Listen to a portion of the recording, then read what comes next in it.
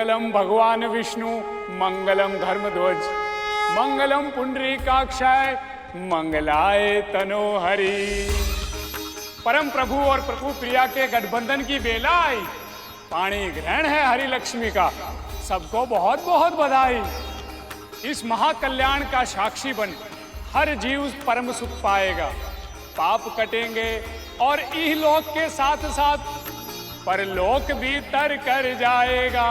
नारायण नारायण। संसार के सभी विष्णु भक्तों को निमंत्रण दे आओ नारद, और सबसे पहले महादेव और उनके परिवार को। प्रभु मुझे आज्ञा दीजिए कैलाश की ओर प्रस्थान करने के लिए।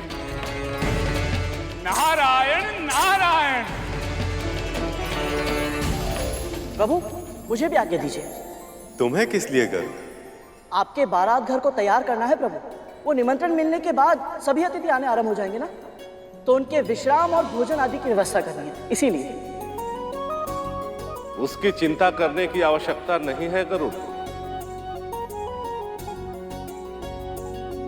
वैकुंठ तो वो स्थान है जहां सारा संसार समाहित है, इसलिए मैंने यहीं वैकुंठ में ही एक भव्य बारात गृह का निर्माण कर दिया है। तो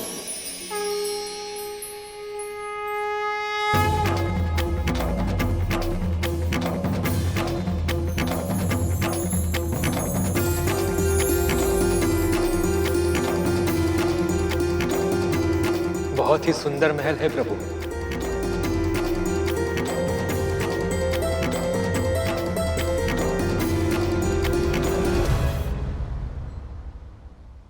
गरुड़, तुम किन विचारों में डूबे हुए हो? तुम्हें यह महल सुंदर नहीं लगा क्या? नहीं नहीं भैया, सुंदर है, बहुत सुंदर है। पर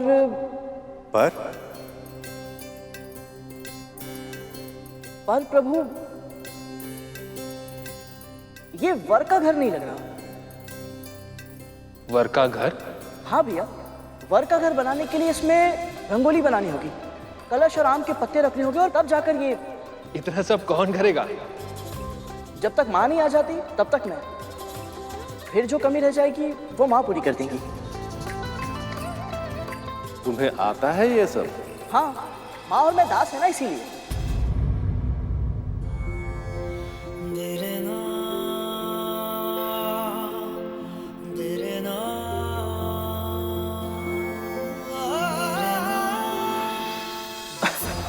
देखिए, दास होने का कुछ तो लाभ हो। माँ को देखते देखते ये सब मैं कब सीख गया पता ही नहीं चला। अब बातों का समय नहीं है, मुझे बहुत तैयारियां करनी है। ये सारे कार्य समाप्त करके मुझे माँ को भी लेने जाना है, अन्यथा निमंत्रण मिलने के बाद भी वो इतने सारे लोग पार करके यहाँ कैसे पहुँच पाएंगी। प्रभु मुझे आज्ञा दीजिए, मैं तैयारी करने जाता हूँ। प्रभु मैं इसकी सहायता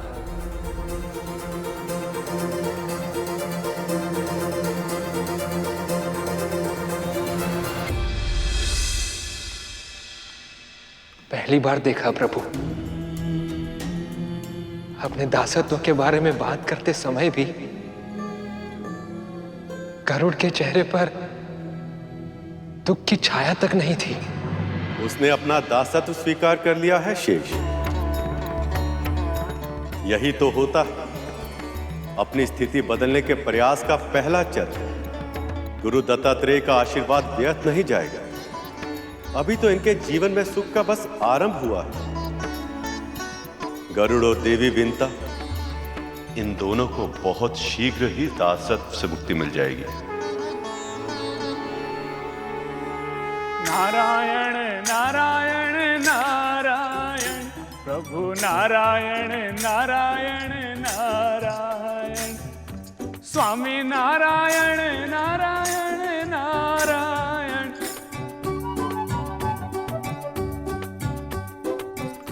नारायण नारायण। प्रणाम गणपति। प्रणाम मुनिवर। आपके मामा प्रभु विष्णु के विवाह का मेरे मोदक लेकर कहाँ भाग रहे हैं मूषक जी? रुकिए, अभी बताता हूँ आपको। अरे सुनिए तो, रुकिए। इतने बड़े हो गए हैं, तनिक भी दायित्व बोध नहीं है इनको। रुकिए रुकिए मूषक जी। प्रभु विष्णु के विवाह निमंत्रण से अधिक महत्वपूर्ण इनके लिए लड्डू और मूषक हैं। ये उचित नहीं है। ये बात महादेव और माता पार्वती को बतानी होगी। डांट पड़ेगी तभी इन्हें भूल का आभास होगा। नारायण नारायण। कहाँ भागे जा रहे हैं? रुकिए।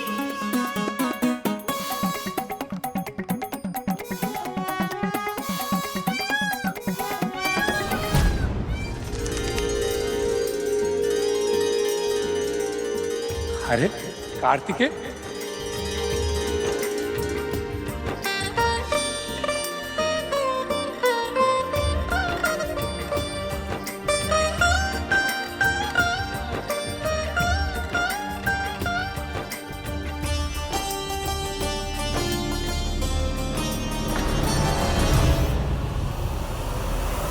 लाल चढ़ायो अच्छा गजमुख को दिल लाल विराज। गणेश यहाँ कैसे हैं?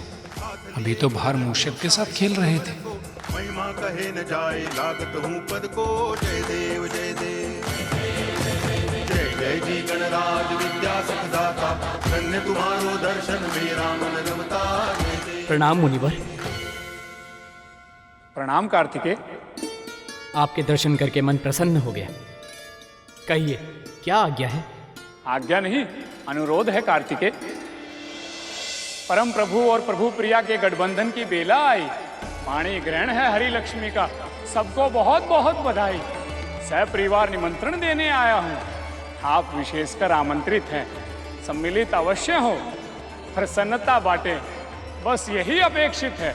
नारायण नारायण। आपको अनुरोध करने की कोई आवश्यकता नहीं है मुनिवर। मैं अवश्य आऊंगा। निमंत्रण स्वयं देने के लिए धन्यवाद।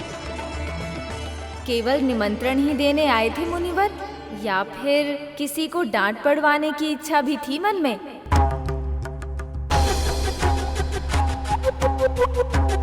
मेरे मन की बात इन्हें कैसे पता? ओम नमः शिवाय। क्षमा कीजिएगा, मैं माँ पार्वती से भेंट करता हूँ। नारायण नारायण।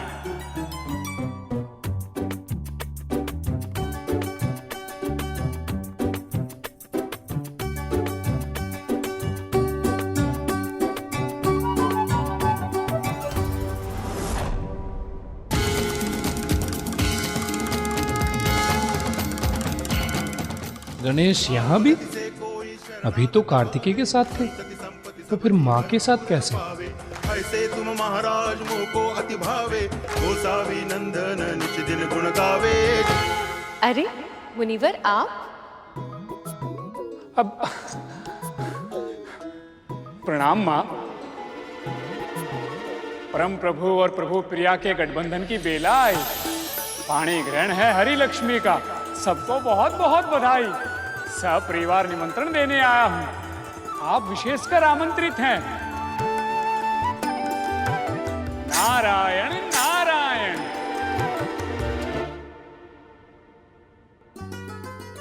पर आप ऐसे क्यों देख रहे थे मुनिवर, जैसे यहाँ कोई ऐसा भी है जिसे यहाँ नहीं होना चाहिए?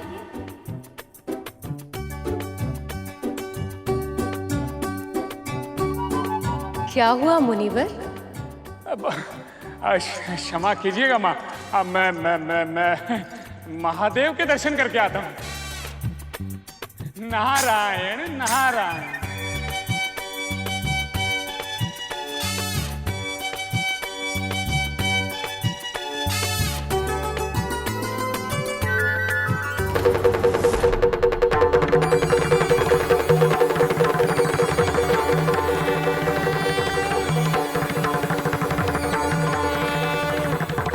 ये हो क्या रहा है? यहाँ भी गणेश, वहां भी गणेश, जहां देखो वहीं गणेश। ये कैसे संभव है?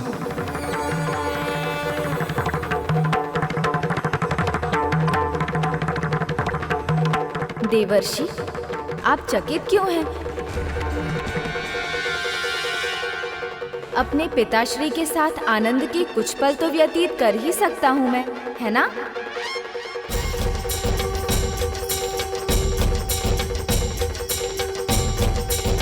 ये क्या हो रहा है मेरे साथ? आप निमंत्रण देने आए हैं नारद मुनि। जी प्रभु, सपरिवार निमंत्रण देने आया हूँ। आप विशेषकर आमंत्रित हैं। सम्मिलित अवश्य हो, प्रसन्नता बांटे, बस यही अपेक्षित है। नारायण नारायण।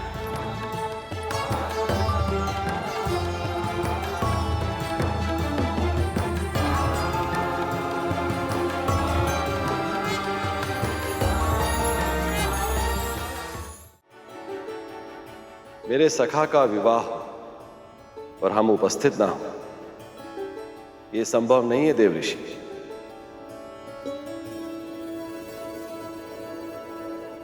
हम सब विवाह में अवश्य आएंगे। ये कैसे संभव है कि गणपति कार्तिकेय, माता लक्ष्मी और महादेव सबके पास विराजमान है?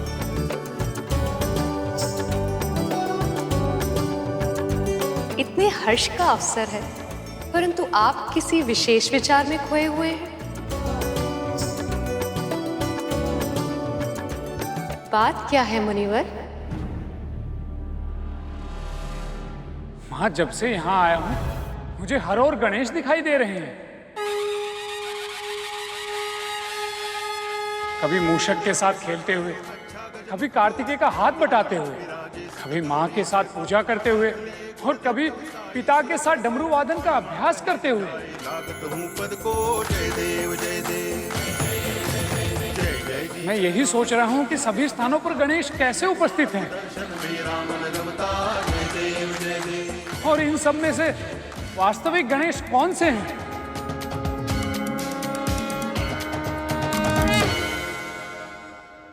कण कण में है गणेश,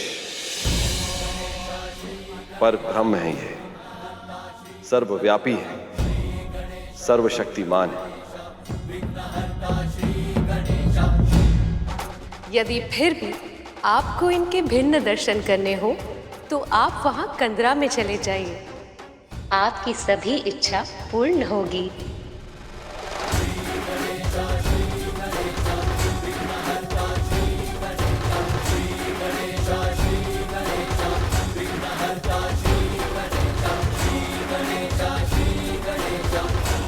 नारायण नारायण।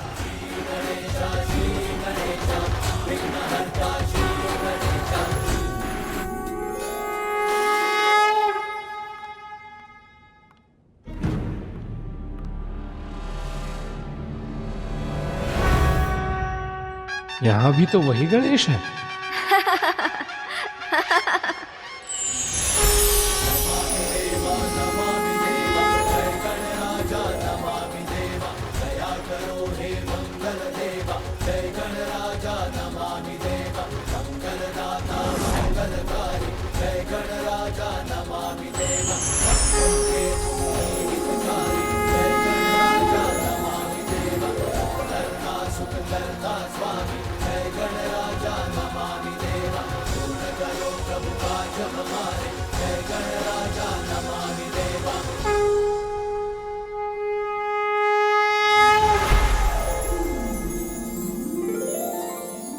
प्रभु, मैं मूर्ख आपको डांट पड़वाना चाहता था। अज्ञानता के वश होकर माया में फंस गया था प्रभु।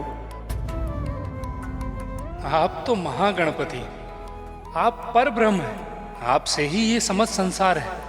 आप इस संसार के कण कण में हैं। मुझसे भूल हो गई थी प्रभु, मुझे क्षमा कर दीजिए, क्षमा कर दीजिए प्रभु। देवर्षि नारद, ये क्या कर रहे हैं आप? आप तो मामा श्री के विवाह का निमंत्रण देने आए हैं। हमारे अतिथि हुए आप, और अतिथि का सत्कार ना हो ऐसा कैसे संभव है? लीजिए, ये लड्डू ग्रहण कीजिए।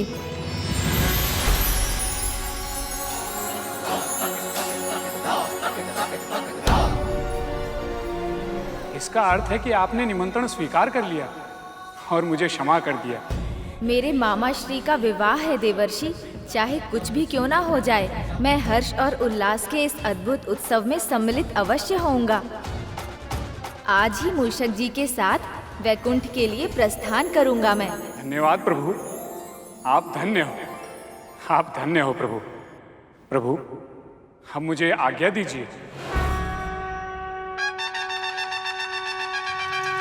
नारायण नारायण। प्रभु, इतने विशाल और स्थूल काया के स्वामी प्रभु गणेश को लेकर मैं वैकुंठ तक कैसे जाऊंगा? विवाह के मोदक खाने से पहले ही कहीं यमलोक से बुलावा न आ जाए। कोई और युक्ति लगा मूषक, कोई और उपाय ढूंढ ताकि तेरे प्रभु को कोई और लेकर चला जाए और तू बच जाए।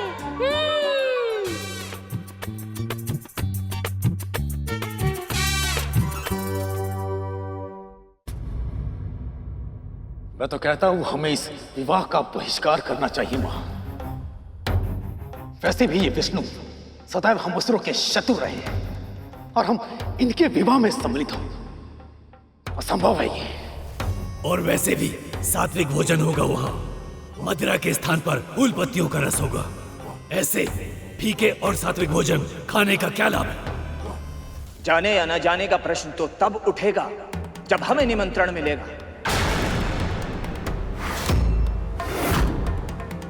क्यों नहीं मिलेगा निमंत्रण? निमंत्रण मिलना चाहिए। अभी अभी संधि हुई है हमारी, इतनी जल्द ऐसा नहीं करेंगे वो। पर देवताओं को निमंत्रण मिले तो बहुत समय बीत गया। महादेव शिव शंकर के परिवार को निमंत्रित करने के बाद सीधा उन्हीं के पास गए थे मुनिवर, और अब तक तो वो सब वैकुंठ भी पहुंच गए होंगे। पर तुम्हें कैसे पता रहा? आपको तो ज्ञात ही है भ्राताश्री, मेरा एक भाग देवताओं के भेद लेने का प्रयास सदैव ही करता रहता है।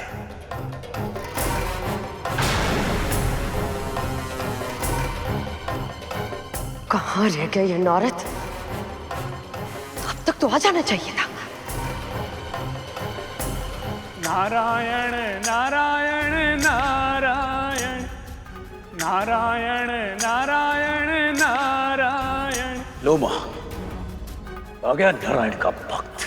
नारायण नारायण नारायण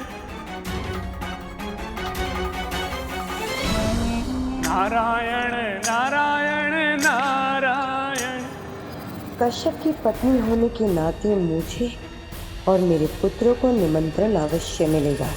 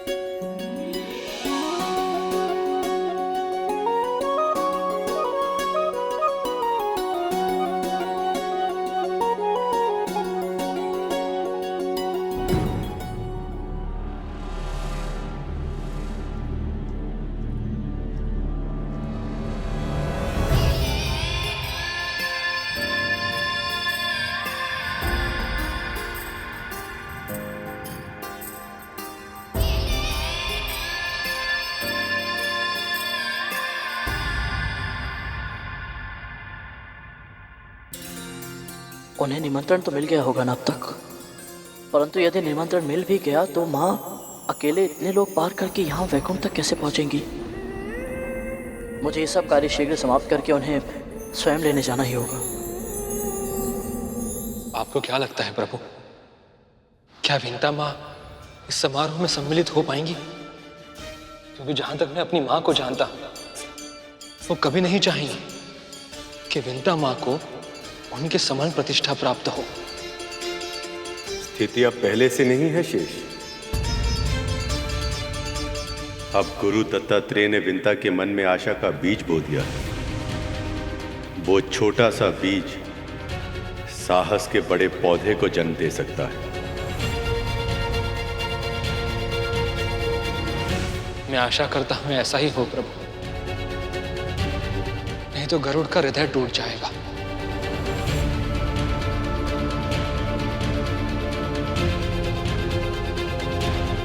जितना प्रसन्न वो अभी है, उससे अधिक दुखी हो जाएगा वो।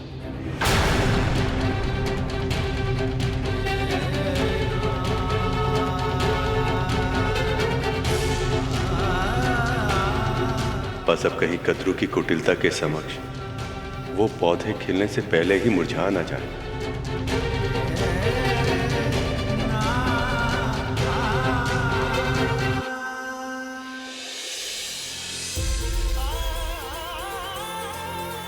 बस माँ यहाँ पहुँच जाए तो फिर अपने हाथों के बने लड्डू खिलाऊंगा मैं।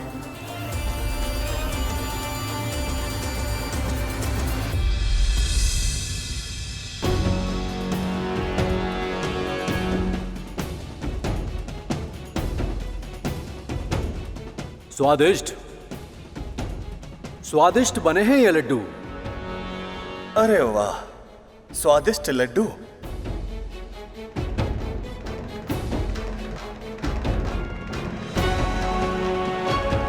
विवाह का असली आनंद तो भोजन में है वरुण। सही कहा।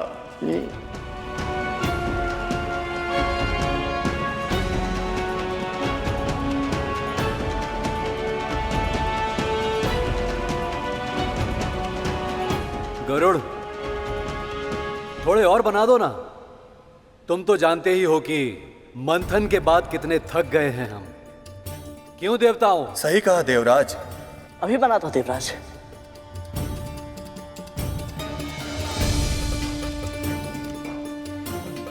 चल गरुड़, शीघ्र हाथ चला। देवता आ गए हैं तो पीछे पीछे असुर भी पहुंचते ही होंगे, और एक बार असुर यहाँ आ गए तो माँ के पास जाने के लिए समय निकालना और अधिक कठिन हो जाएगा। पर उन्हें लेने तो मुझे जाना ही होगा।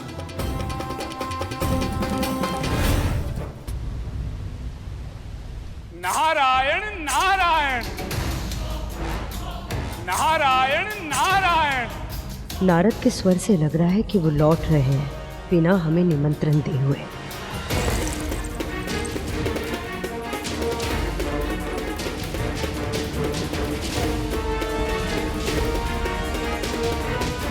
नारायण नारायण नारायण नारायण। इतने निकट आकर बिना निमंत्रण दिए लौट गए नारद। वैसे भी हमें कौन सा जाना था मां। उससे कोई अंतर नहीं पड़ता। निमंत्रण ना देना हमारा अपमान है, पर इनके लक्षणों और गोपनीय संकेतों को देखकर तो मुझे यही लगता है कि जैसे हमें आज निमंत्रण नहीं मिला है, वैसे ही हमें अमृत भी नहीं मिलेगा। लेकिन अब तो मुझे भी यही संदेह हो रहा है। आज पूजा करते समय बार बार मुझे गुरुदेव का ध्यान हो रहा था।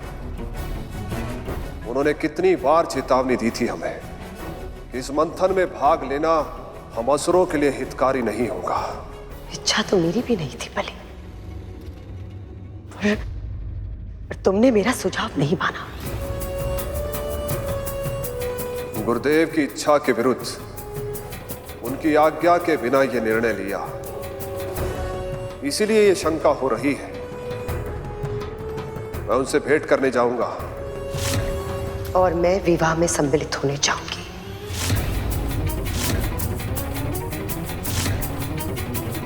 महर्षि कश्यप की पत्नी होने के नाते बिना निमंत्रण जाने का अधिकार है मेरा। और वैसे भी हम में से किसी एक को तो वहां पर होना चाहिए जो उनकी गतिविधियों पर दृष्टि रख सके। मुझे पूरा विश्वास है कि अदिति दीदी नियमों का उल्लंघन नहीं करेगी, पर कद्रू ऐसे किसी भी अवसर को अपने हाथों से जाने नहीं दे सकती जिसमें उसके पुत्रों का हित हो, फिर चाहे उसे नैतिक अनैतिक कोई भी मार्ग क्यों ना अपनाना पड़े। और वो विंता का पुत्र गरुड़, वो भी तो विष्णु के बहुत निकट आ गया है। मैं नहीं चाहती कि ये सब कोई योजना बनाकर हमारे साथ छल कर दे और अमृत पाने का अधिकार हमसे छीन ले।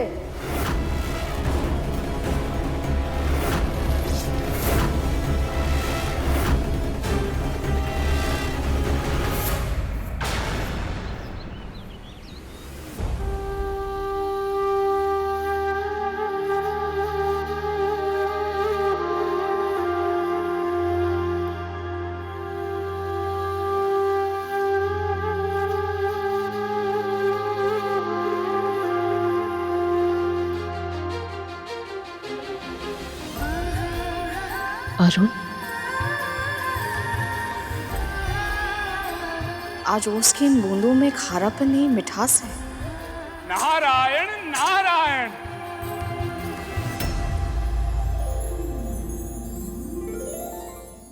नारद मुनि इतनी प्रातःकाल यहाँ क्यों आए हैं? मुनिवर, आप?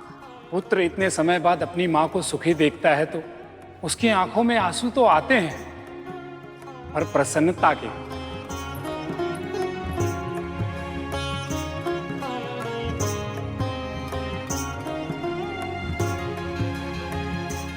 ओस का ये जल कभी खारा ना हो, आपके और आपके पुत्रों की आंखों में दुख आंसू बनकर कभी ना छलके।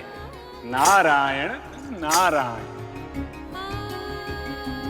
मुनिवर, आइए ना, भीतर आइए, पधारिए। माँ बेटी सदा एक ही काम करते हैं, बस आशीर्वाद बटोरते रहते हैं। अब आशीर्वाद के लिए नारद जी के सामने स्वांग करेगी वो।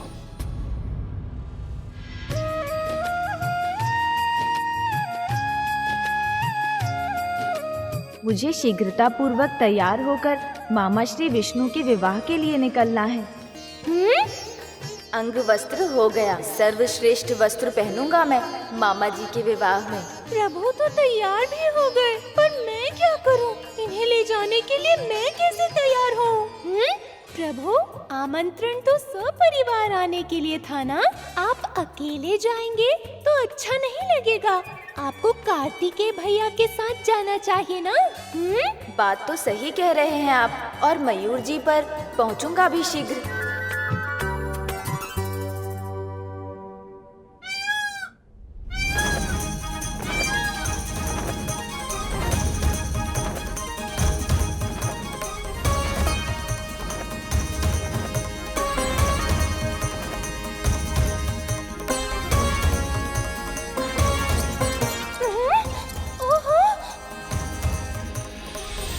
कार्तिकेय भैया तो मामा श्री विष्णु के विवाह में चले गए, अब मैं कैसे जाऊंगा? प्रभु, माँ के साथ जाइए।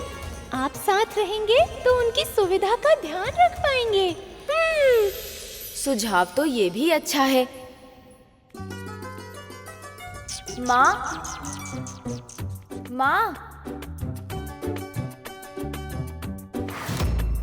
ओहो, माँ तो पहले ही चली गई मामा श्री विष्णु के विवाह में। स्त्रियों के बिना किसी भी उत्सव की शोभा ही नहीं होती प्रभु, इसीलिए तो विवाह जैसे उत्सवों में स्त्रियां सबसे पहले जाती हैं। प्रभु, बहुत ही उत्तम विचार आया है मस्तिष्क में। आप महादेव के साथ चले जाइए, नंदी भैया ले जा रहे होंगे उन्हें। पिताश्री से पूछने का साहस नहीं है मुझ में, आप पूछिए। आपका उनके साथ न जाना मेरे लिए समस्या बन जाएगा, इसलिए ये आवश्यक है कि उनके जाने से पहले मैं उनके पास जाऊं।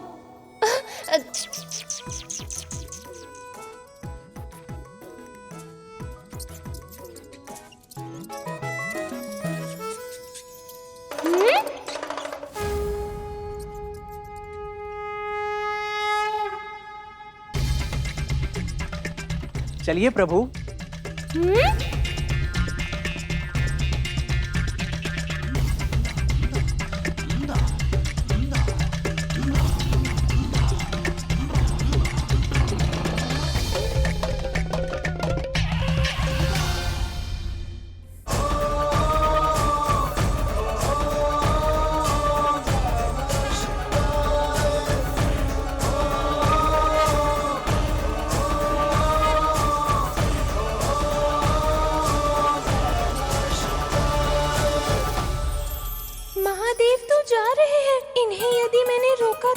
कदाचित मुझ पर ही क्रोधित न हो जाए प्रभु। प्रभु, क्या हुआ मूषक जी? पूछा पिताश्री से? नहीं प्रभु, साहस ही नहीं हुआ। सब जा चुके हैं मामा श्री विष्णु के विवाह के लिए, अब हमें भी चलना चाहिए मूषक जी।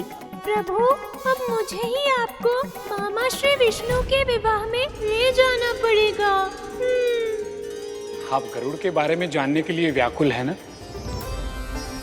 अपने सेवा भाव के बल से आपका पुत्र कुछ ऐसे असंभव कार्य करने में सफल रहा है कि वो प्रभु का बहुत ही प्रिय बन गया है।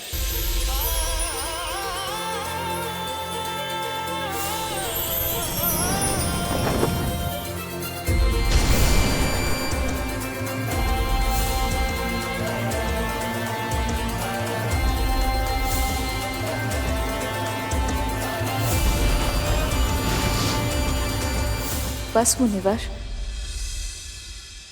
और मत सुनाइए मुझे। पर अपने पुत्र की सफलता की कथाएं सुनने का एक माँ का परम ध्येय होता है। फिर आप क्यों? क्योंकि भय लगता है मुझे। इतनी प्रशंसा सुनकर कहीं मेरी दृष्टि ना लग जाए मेरे पुत्र को।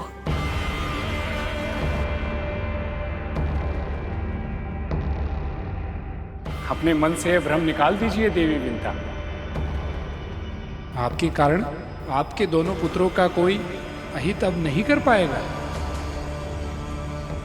नारद मुनि मेरे महल में आने की जगह पर इस दासी की कुटिया में क्यों गए? गुरु दत्तात्रेय ने जो आपको आशीर्वाद दिया था वो अवश्य ही फलीभूत होगा।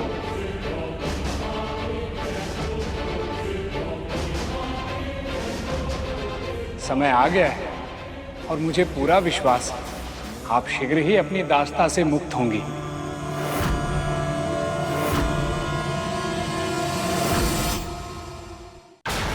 ऐसे रिक्त हाथ से जाएंगी, कहीं उत्तम अवसर खो ना दें आप। ये लेते जाइए माँ, और यदि आप सही समझे तो मुनि नारद के इससे पांव धोकर पखार दीजिएगा।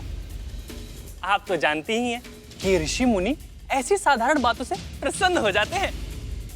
अब सोचने में समय व्यर्थ मत कीजिए। या तो ये कार्य विंता माता करती हैं, नहीं तो गरुड़। पर हमारा मानना है माँ कि इस बार ये कार्य आप पहले करके मुनि नारद का आशीर्वाद प्राप्त कर ही लीजिए।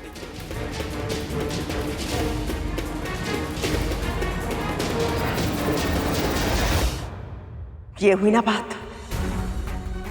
अब तुम दोनों बिल्कुल मेरी तरह सोच रहे हो।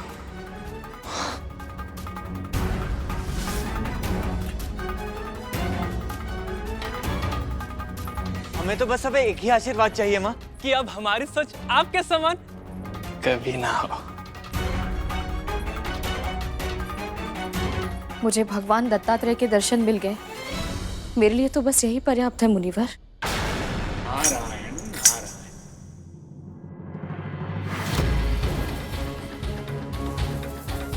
ये तो नारद मुनि से भी यही कह रही है कि इसके लिए दत्तात्रेय के दर्शन ही पर्याप्त है और इनसे असत्य तो कभी नहीं बोलेगी। इसका अर्थ है कि इसे सच में दत्तात्रेय से कोई आशीर्वाद नहीं मिला। इससे अधिक अमहत्वाकांक्षी स्त्री कोई नहीं देखी मैंने। और इसका पुत्र है ये सफलता प्राप्त करता ही जा रहा है।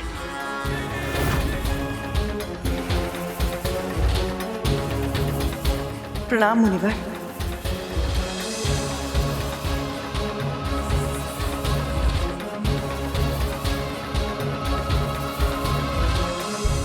कृपया मुझे अपने पांव पखारने का सौभाग्य प्रदान करें।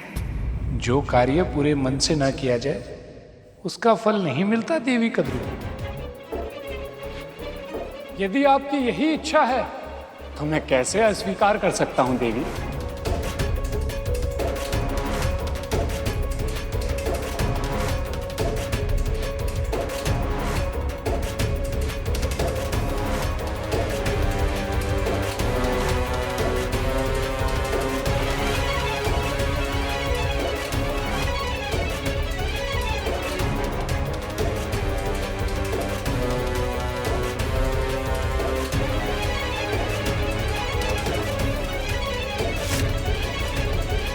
ये आपके मुख पर धब्बा कैसा है देवी?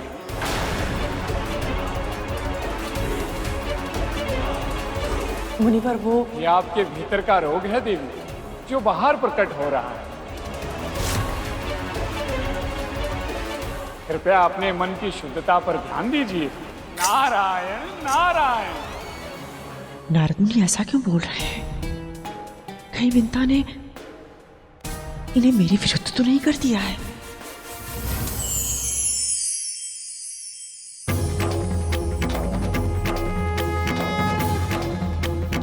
भगवान महादेव और उनके परिवार का विवाह घर में स्वागत है।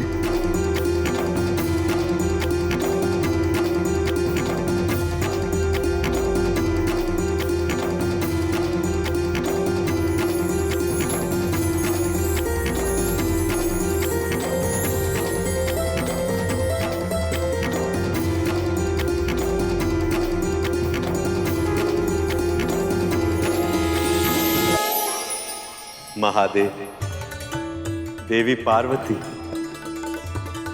आप सबका बहुत बहुत स्वागत है। महादेव, आपके सखा को अपने सखा की बहुत आवश्यकता थी। जब तक मित्र और आत्मीय जन अपनी प्रसन्नता में सम्मिलित ना हो, प्रसन्नता चाहे कितनी भी अपार क्यों ना हो, कुछ कमी रह जाती है। इस शुभ समय की प्रतीक्षा समस्त जगत को ही नहीं, मुझे भी थी सखा।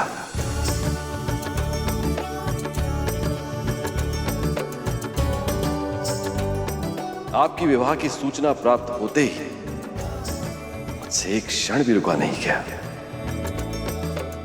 प्रणाम मामा जी, विवाह की बहुत बहुत बधाई आपको। कार्तिकेय, तुम्हारा स्वागत है पुत्र। अब तुम आ गए हो तो वैकुंठ में भी उल्लास का रंग चढ़ जाएगा।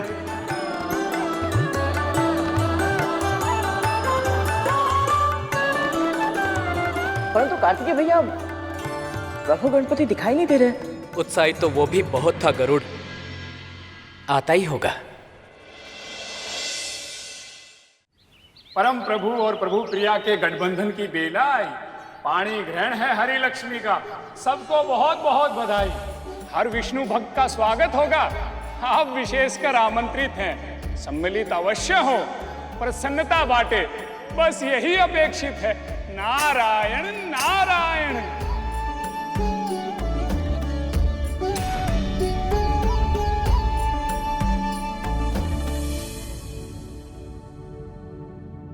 इतने शुभ अवसर पर आंसू क्यों बहा रही हो तुम? ये तो प्रसन्नता के आंसू है दीदी। आप नहीं जानती, गरुड़ और मैं कब से इस क्षण की प्रतीक्षा कर रहे थे। जब से वो लौटा था, उसके मन में बस एक ही इच्छा थी कि वो माँ लक्ष्मी के दर्शन कर पाए। और उसकी ये इच्छा पूरी भी हुई।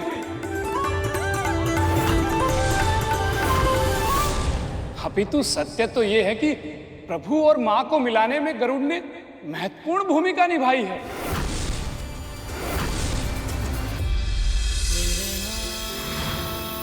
जब मैं इसे लेकर प्रभु के पास पहुंचूंगा तो वो कितने प्रसन्न हो जाएंगे। निर्जीव होते हुए भी पायल उनके अधरों पर आशा का, आंखों में भविष्य की झांकी का और हृदय में संकल्प का संचार कर देगी। उनका मन विश्वास से भर उठेगा और उनका आत्मबल और भी प्रखर हो जाएगा। गरुड़ के कारण ही तो आज पूरा संसार प्रभु विष्णु और माँ लक्ष्मी के विवाह का साक्षी हो पाएगा। नारायण नारायण। मैं कृतार्थ हो गई मुनिवर। मेरे पुत्र ने जो किया है, उससे अधिक गर्व की बात एक माँ के लिए और क्या हो सकती है।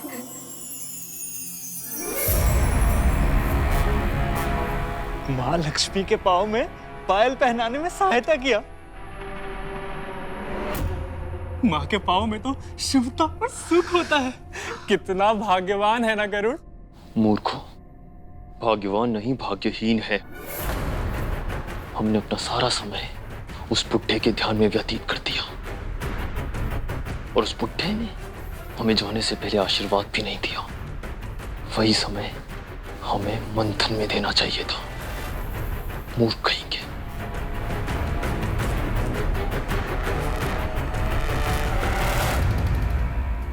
अब आप सब विवाह में जाने की तैयारी कीजिए, और वो भी सपरिवार। मैं चलता हूं। नारायण नारायण। गरुड़ के कारण मुझे परम पिता, परम प्रभु नारायण और माँ लक्ष्मी के दर्शन होंगे और मैं अपने पुत्र अरुण से भी मिल पाऊंगी। भूल मत कि तू एक दासी है विंता, और दासी अपनी स्वामिनी की आज्ञा के बिना कहीं नहीं जा सकती है। ठीक है, मैं भी देखती हूं तू कैसे विवाह में जाएगी।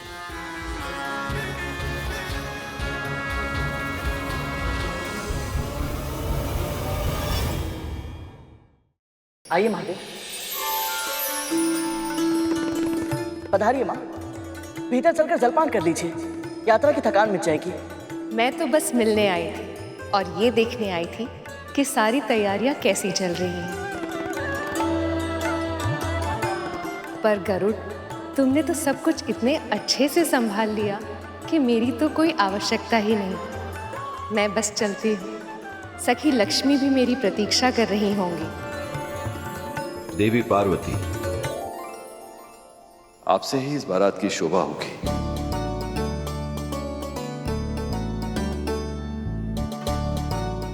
आप कहाँ जा रही हैं? हाँ माँ, हम सब साथ में मामी जी को लेने जाएंगे। बहुत आनंद आएगा। हम जानते थे कि ये सब भी आपको रोकने का प्रयास करेंगे, इसलिए हम यहाँ आ गए आपको लेने। देवी पार्वती बारात में नहीं जाएंगी,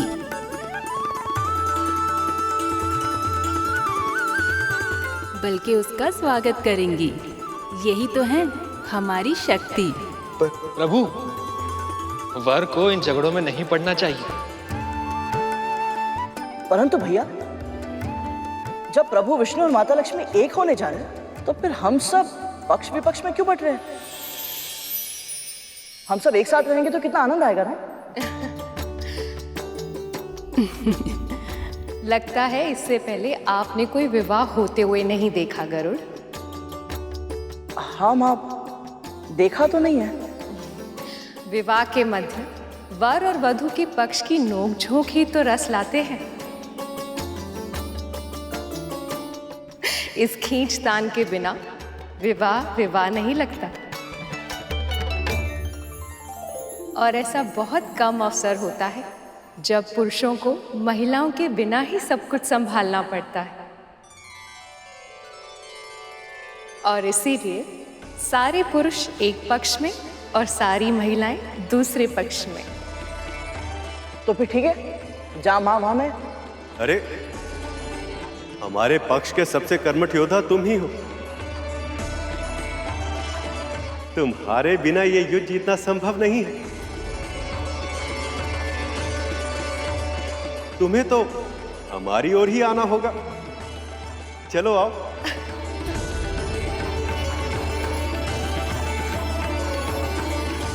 माता पिता के झगड़े में हानि तो संतान की ही होती है। मुझे परमपिता के साथ रहने का सौभाग्य मिलेगा, पर ना तो मैं माता लक्ष्मी से मिल पाऊंगा और ना ही अपनी माँ से। वैसे अब तक तो माँ को निमंत्रण मिल ही गया होगा ना। वो कितनी प्रसन्न होंगी, पर अकेले यहाँ तक कैसे आएंगी वो? मुझे उन्हें लेने जाना होगा, परंतु जाओ भी तो कैसे? यहाँ इतने अतिथि आने वाले और सब कुछ मुझे ही देखना है। तक्षक कालिया, मुझे बताओ ना, क्या पहनूं? कौन सा अच्छा, ये वाला या ये अधिक अच्छा है? मुझे तो कुछ समझ ही नहीं आ रहा है। इतने सारे उत्सव होंगे, कौन सी पोशाक के साथ कौन से आभूषण अच्छे लगेंगे? बताओ ना। उन देवियों और दीदी के सामने मेरी चमक फीकी नहीं पड़नी चाहिए। देवी लक्ष्मी की तरह सुंदर लगना है मुझे, सबसे सुंदर। माँ, ये तो सभी एक से बढ़कर एक है। महारानी, ये रख दे इसे यहाँ। मैं वहीं जाके निर्णय लूंगी कि मुझे कब क्या पहनना है। मेरी अनुपस्थिति में मेरे पुत्रों का ध्यान रखना। और हाँ, इस महल को भी, इस महल की कुंजी, मेरे महल का भी ध्यान रखना।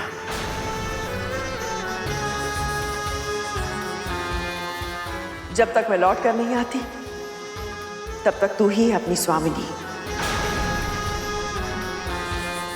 अब तो तू प्रसन्न है ना?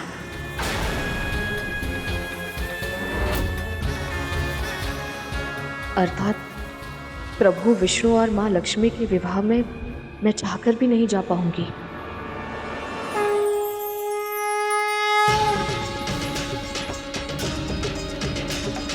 अभी विवाह की रीतियां आरंभ भी नहीं हुई।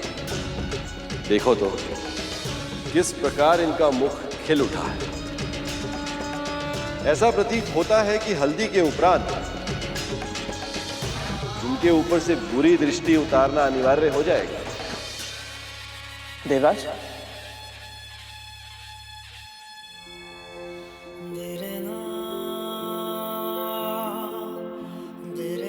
सत्य गरुड़, बहुत श्रम कर रहे हो तुम। तुम्हारी भक्ति और निष्ठा देखकर मन प्रसन्न हो उठा है। गरुड़, एक और मिलेगा? बस अभी लाया भैया। रुको गरुड़, जाओ अपनी मां को ले आओ। मैं जानता हूं कि तुम यहां रहकर सेवा करना चाहते हो, पर तुम्हारा मन यहां होकर भी यहां रह नहीं पाएगा। इसलिए जाओ, देवी विंता को पहले लक्ष्मी निवास में छोड़ा, तब यहां आ जाना। पर अवश्य जाना करो, नहीं तो हमारा पक्ष खेल आरंभ होने से पूर्ण ही पराजित हो जाएगा। बस अभी गया और अभी आया प्रभु।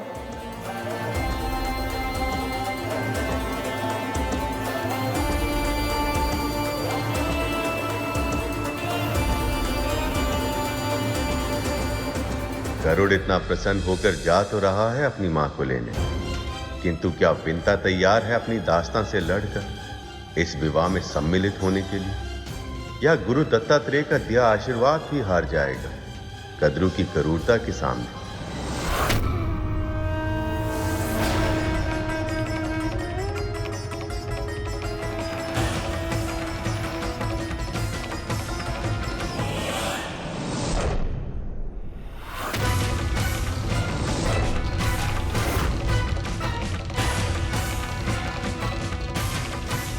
यही तो है वो आत्मविश्वास जिसकी चर्चा भगवान दत्तात्रेय ने की। आप ऐसा कैसे कर सकती हैं? सदैव मैंने यही इच्छा की है कि आपका हित हो। सदैव नारायण से आपकी भलाई का आशीर्वाद ही मांगा है मैंने। पर आप मेरा सुख तनिक भी नहीं देख सकती ना। ये नारायण का विवाह है दीदी, मेरे प्रभु श्री विष्णु का विवाह, और निमंत्रण भेजकर भगवान ने स्वयं अपने भक्त को पुकारा है। आज तो आप चाहकर भी मुझे नहीं रोक सकती।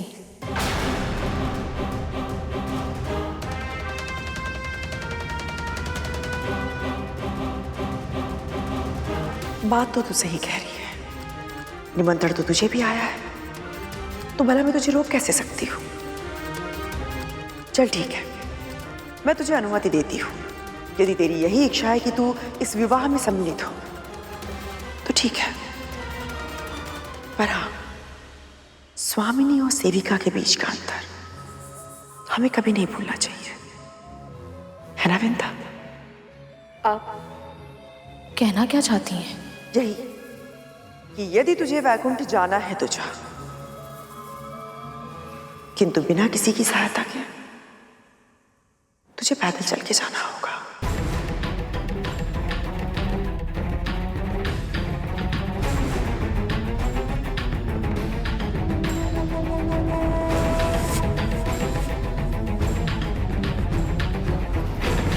देखा भैया, क्या चाल चली है माँ ने? ना कहा भी नहीं और कह भी दिया। महारानी,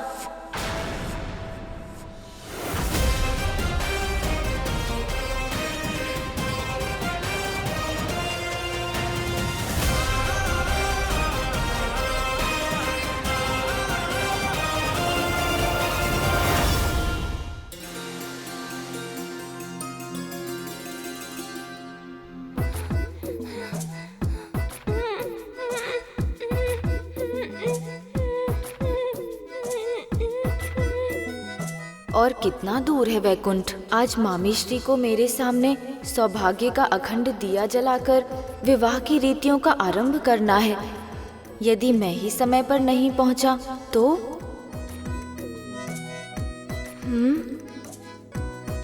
कैलाश, इसका अर्थ है कि अभी बस मुख्य द्वार से बाहर ही निकल पाए हैं हम।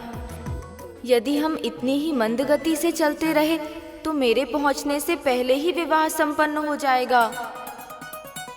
मूषक जी, क्या कर रहे हैं आप? शीघ्र चलिए ना। जी प्रभु।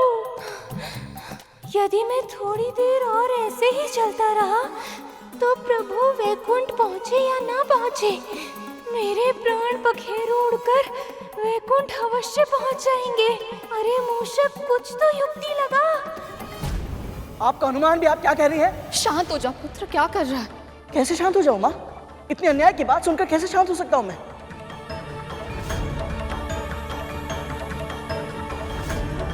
ये अनुचित है, आप भी जानती हैं।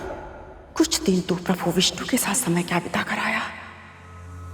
भूल गया क्या कि तू अब भी मेरा दास है? भूला नहीं महारानी, चाहूं तो भी एक क्षण के लिए भी नहीं भूल सकता। और फिर भी तेरे में इतना साहस कि तू मेरी मां के निर्णय पे प्रश्न उठाए? क्योंकि वो निर्णय नहीं, अत्याचार है पुत्र। और अत्याचार के विरुद्ध स्वर उठाना इसे मैंने ही सिखाया है।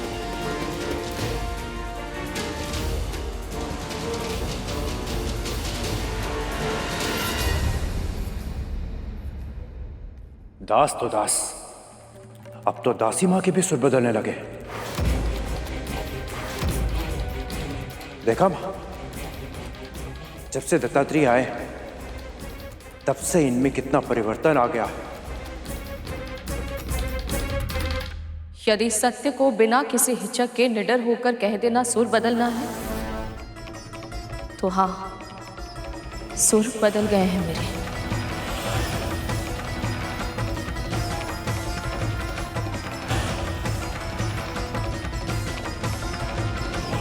प्रत्युत्तर,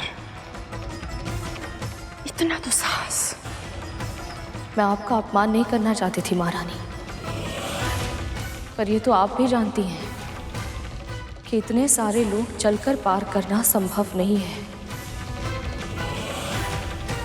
ऐसी अनुमति देने से अच्छा होता कि आप मुझे जाने से ही मना कर देती।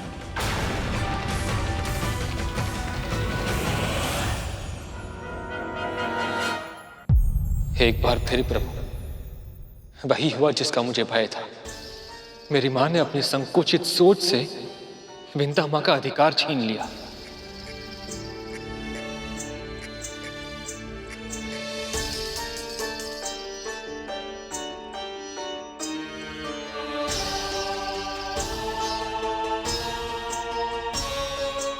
प्रभु, मैं कह रहा था कि मैं सुन रहा हूं शेष,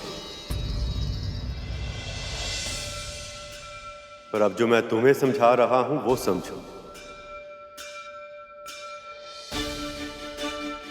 उस पान के पत्ते को देख रहे हो? कितना कोमल, और वो सुपारी इतनी कठोर कि इस कटारी के बिना कटती तक नहीं।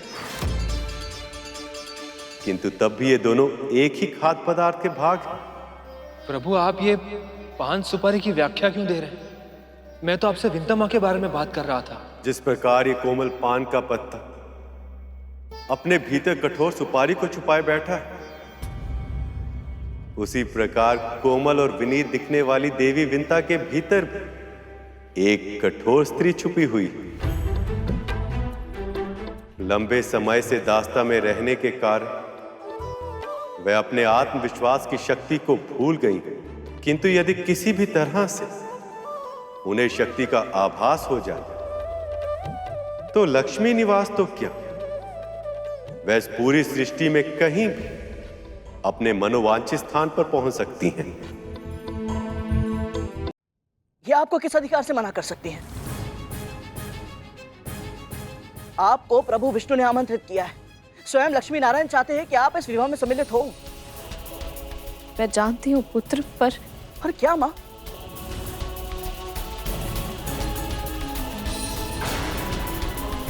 मैं देखता हूं कौन रोकता है मुझे। मैं रोकूंगी तुझे।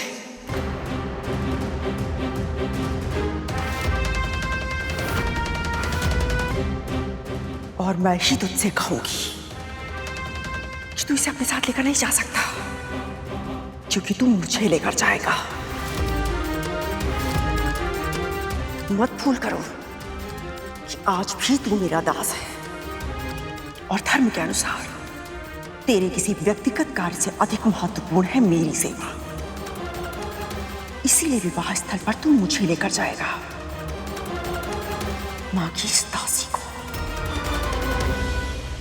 महारानी, ये केवल आपकी दासी नहीं, मेरी मां भी है। तू मुझे क्रूर, अत्याचारी, अन्यायी कुछ भी कहकर पुकार, मुझे कोई अंतर नहीं पड़ता है बिंता।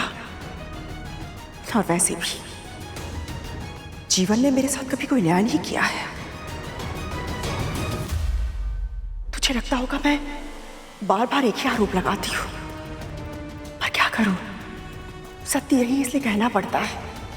सभी दिव्य शक्तियों ने सदैव सदैव मेरे साथ पक्षपात किया है और तेरा साथ दिया है। क्यों विंता, क्यों?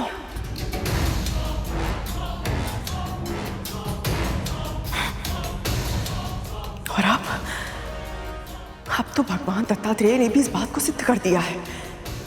आशीर्वाद देना तो दूर, उन्होंने मुझे दर्शन तक नहीं दिए। ऐसा क्या है तुझमें जो मुझ में नहीं है?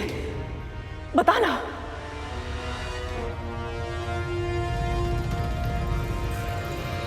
महारानी, सत्य वो नहीं है जो...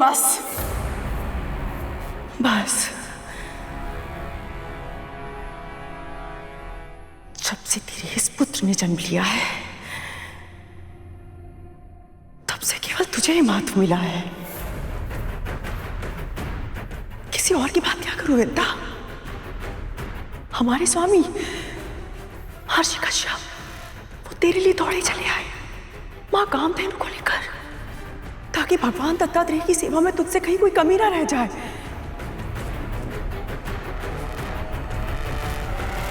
तू स्वयं बता विंता,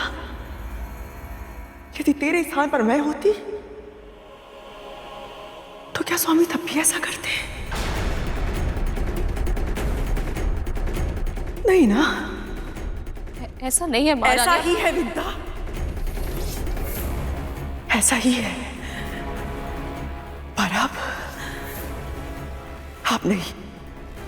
तुझे कब कब मुझसे अधिक महत्व मिला है ये समझने और समझाने का ना तो मेरे पास समय और ना ही मुझे अपनी ऊर्जा नष्ट करनी है। अब मैं तुझ पर क्रोध नहीं करूंगी विंता। मैं जानती हूं तू प्रभु नारायण की बहुत बड़ी भक्त है और उनके विवाह में सम्मिलित होने से मैं तुझे रोक नहीं सकती और ना ही रोकना चाहती हूं। पर मेरे लिए वैकुंठ में अपना महत्व दिखाना आवश्यक है। महारानी और सेविका के बीच का अंतर नहीं मिटाया जा सकता विंता।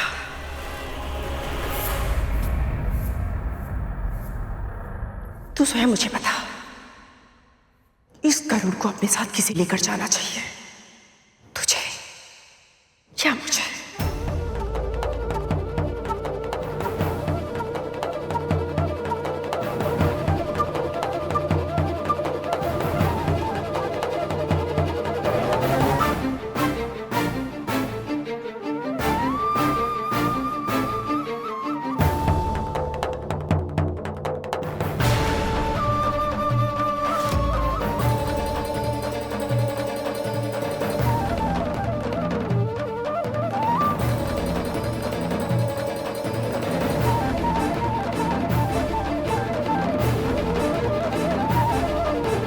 चलिए मां।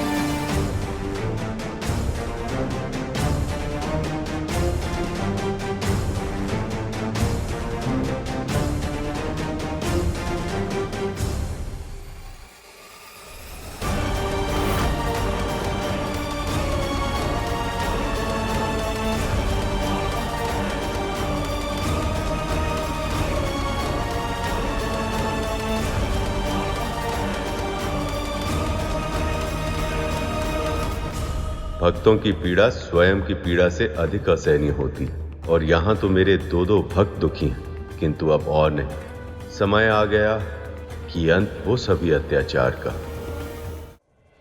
आप ऐसा क्यों कर रही हैं माँ? क्योंकि भगवान दत्तात्रेय के जाने के बाद से दीदी बहुत दुखी हैं गरुड़। मैं उन्हें और दुखी नहीं कर सकती। और आपका क्या? इतने वर्षों से जो दुख आप सहती आ रही हैं उनका क्या? प्रभु विष्णु और माता लक्ष्मी के विवाह को साक्षात देखने से बड़ा सुख इस संसार में और क्या हो सकता है माँ? और आप स्वयं को इस सुख से वंचित करना चाहती है, क्यों? मेरे सुख की चिंता मत कर, उसकी चिंता तो भगवान दत्तात्रेय स्वयं करके गए हैं गरुड़। दासत्व का जो दंश तुझे दिन प्रतिदिन दसता है, अब तुझे उस दासत्व से मुक्ति मिल जाएगी। और सही तो कहा था गरुड़। तुझे अनुमान भी नहीं है गरुड़, मुझे कितनी प्रसन्नता हुई थी जब देवर्षि नारद ने मुझसे कहा था कि प्रभु विष्णु और देवी लक्ष्मी का मिलन तेरे कारण संभव हो पाया है। और अब तो इस विवाह का साक्षी प्रत्यक्ष रूप से होगा और मैं तेरी आंखों से यह विवाह देखूंगी। नहीं माँ, बस कीजिए। अब दूसरों के सुख को अपनी आवश्यकता से अधिक महत्व देना, दूसरों की मुस्कुराहट में अपना सुख ढूंढ लेना, अब ये सब और नहीं होगा माँ। आनंद का अनुभव करने का अधिकार आपको भी है और आपको इसका प्रयोग करना होगा। इस विवाह में आपको सम्मिलित होना होगा माँ। हट मत कर गरुड़। करूंगा, मैं अवश्य करूंगा। और यदि आपने मेरी यह हट पूरी नहीं की तो मैं क्रोध भी करूंगा माँ, क्योंकि इस बार आप भी जानती हैं और मैं भी जानता हूँ कि मैं सही हूँ।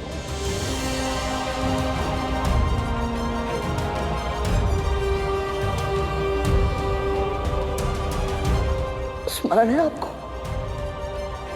ये वही माला है माँ जो आपने मुझे पहनाई थी।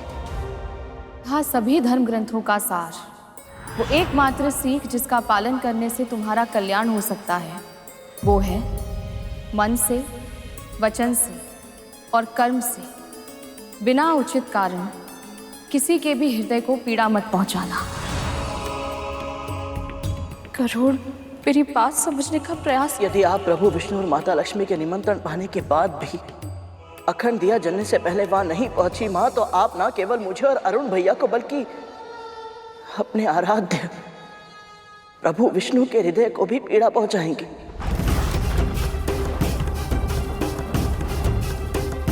बोलिए माँ, क्या आप अपने दिए संस्कारों को स्वयं ही तोड़ना चाहती हैं?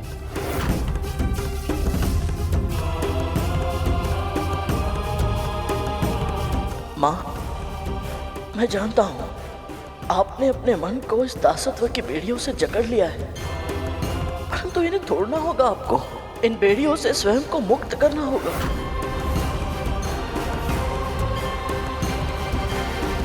यदि आपने ऐसा नहीं किया ना माँ, तो इस बंधन में घुट-घुट कर ना आप जी पाएंगी ना मैं।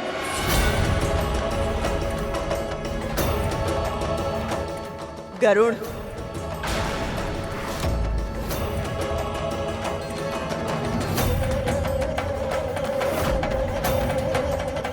शीघ्र करो।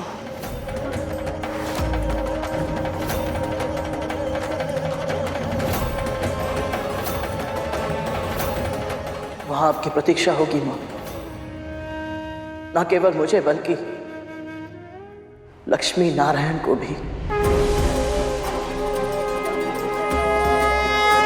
आपको वहां आना होगा मां। अखंड दिया जलने से पहले पहुंचना होगा आपको।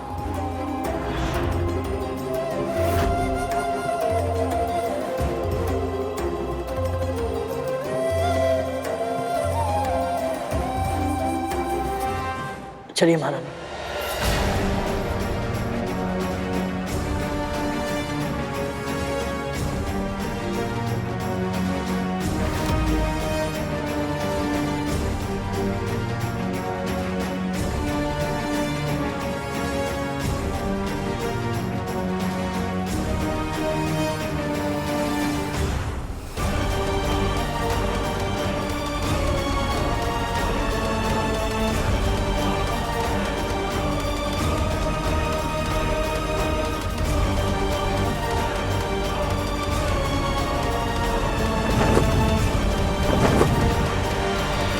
तूने कह तो दिया मैं वहां पहुंच जाऊं, पर कैसे गरुड़? इतने सारे लोग कैसे पार कर पाऊंगी मैं? पृथ्वी से वैकुंठ तक की यात्रा कैसे कर पाऊंगी? जब अन्याय और स्वार्थ अपनी सीमा पार करता है तो विद्रोह जन्म लेता है।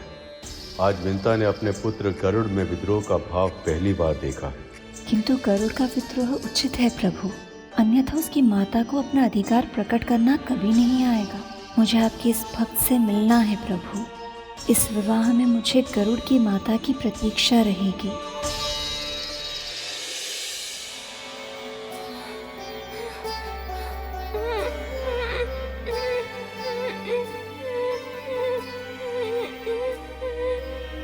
और कितना दूर है वैकुंठ? आज मामी श्री को मेरे सामने सौभाग्य का अखंड दिया जलाकर विवाह की रीतियों का आरंभ करना है। यदि मैं ही समय पर नहीं पहुंचा तो?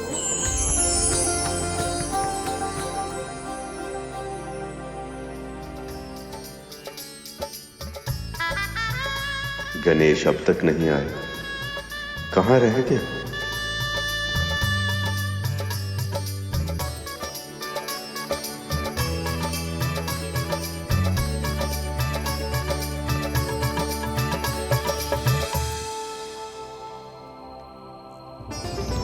कार्तिकेय,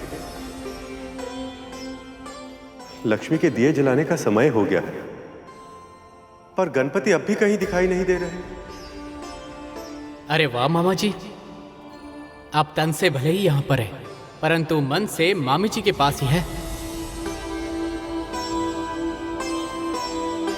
अब चिंता मत कीजिए, गणेश आपके विवाह के बारे में सुनकर बहुत उत्साहित है। वो समय से पहले ही यहाँ पर आ जाएगा। आप बस इन क्षणों का आनंद उठाइए। उचित कहा कार्तिकेय, और वैसे भी एक बार आपका विवाह हो जाएगा सखा, तो आप फिर से मंथन के कार्य में व्यस्त हो जाएंगे। फिर कहाँ अवसर मिलेगा आपको इस प्रकार हमारे साथ संगीत सुनने का? लक्ष्मी इस समय क्या कर रही हो?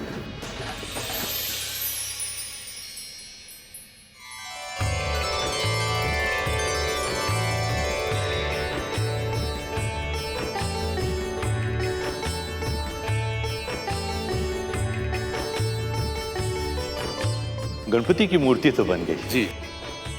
देवी, लक्ष्मी के सारे वस्त्र और आभूषण हो गए हैं। उनके सखियों के निवास विश्वामादि के प्रबंध वो भी हो गए हैं। अति उत्तम। और मीठे में मोदक के साथ साथ बादाम का हलवा, मेवे के पेड़े और अरे आप धैर्य रखिए, सब हो गया। हो गए?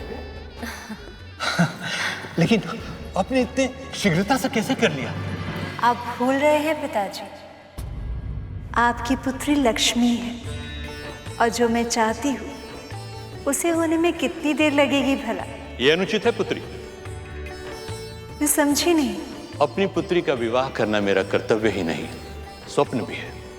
इसलिए सभी कार्य मैं स्वयं करूंगा अपने प्रयासों से। आप बस बैठे रहिए और इन क्षणों को अपनी स्मृति में भर लीजिए। पर पिताजी, अपने पिता का कहा नहीं मानोगी?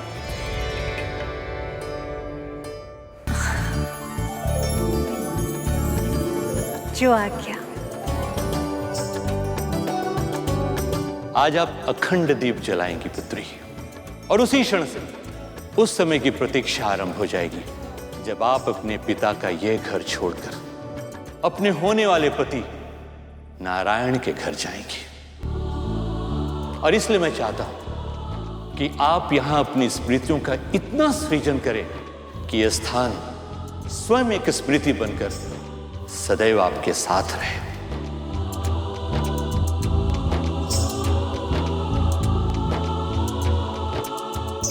पुत्री, मैं अभी आया।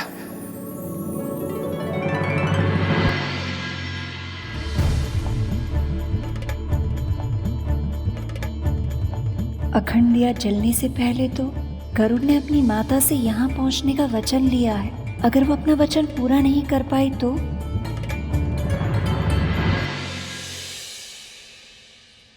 किसकी प्रतीक्षा कर रही हैं सखी?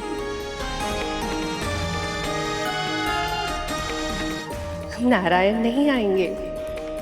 मैं जानती हूँ, मैं उनकी प्रतीक्षा नहीं कर रही।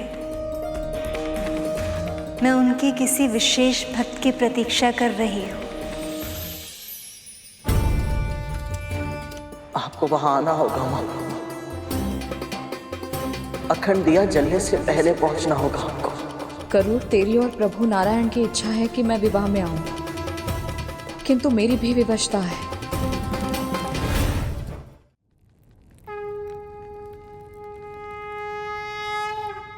आपने तो मुझे सुखी होने का वरदान दिया था ना भगवान। मेरे भाग्य में इतना ही सुख लिखा था। ऐसा नहीं है विमाता।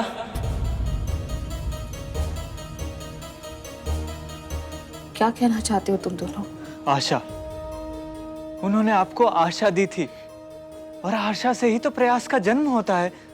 हाँ विमाता, आप बस सच्चे मन से पूरे श्रद्धा भक्ति भाव से प्रार्थना कीजिए और फिर देखिएगा, आपका विश्वास अवश्य आपको हर उस स्थान पर ले जाएगा जहां आप जाना चाहती हैं।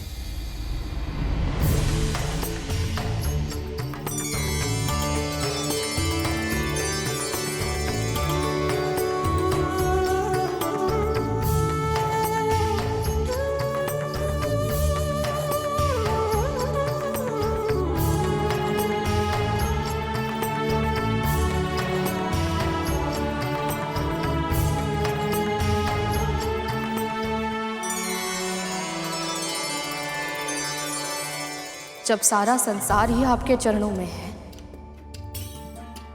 तो ये 7 लोग अवरोध कैसे बन सकते हैं? और आपने मुझे निमंत्रण भिजवाया था ना। इसका अर्थ ये है कि आपकी इच्छा है कि मैं आपके विवाह में सम्मिलित हूं, और प्रभु आपकी इच्छा का उल्लंघन करने का सामर्थ्य कद्रू दीदी तो क्या, इस संसार के किसी भी प्राणी में नहीं हो सकता।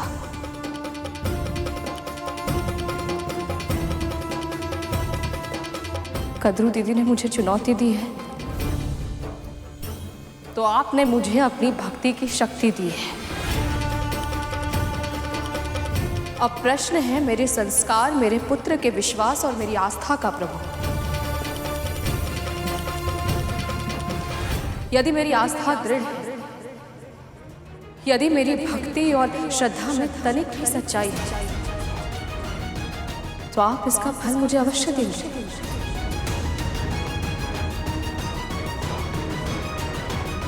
आप स्वयं मुझे पहुंचाएंगे मां लक्ष्मी तक।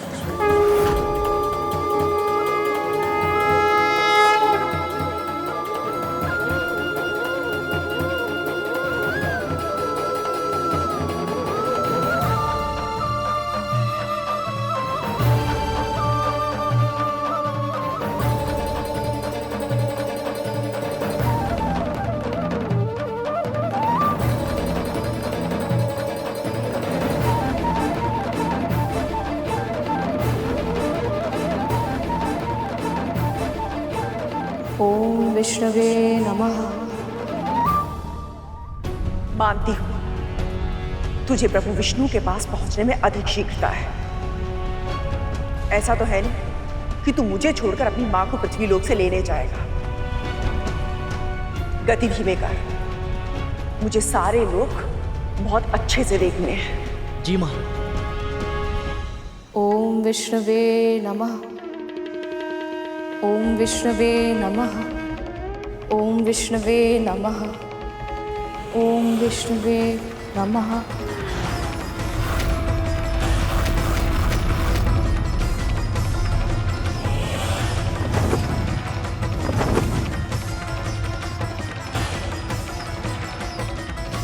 स्वर्गलोक आ गया।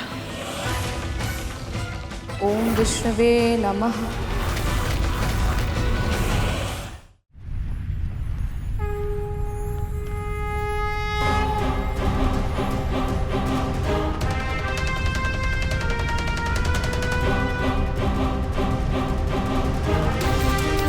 विंता, ये यहाँ कैसे आ गई? माँ यहाँ? ये कैसे संभव है?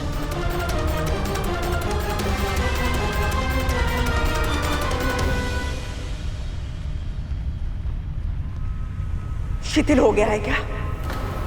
मेरी दासी मुझसे पहले नहीं पहुंच सकती। गति बढ़ा।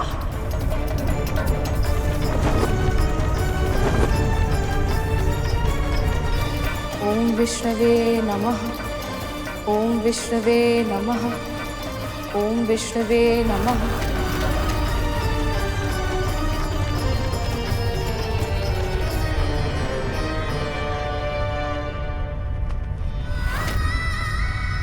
माँ यहाँ भी?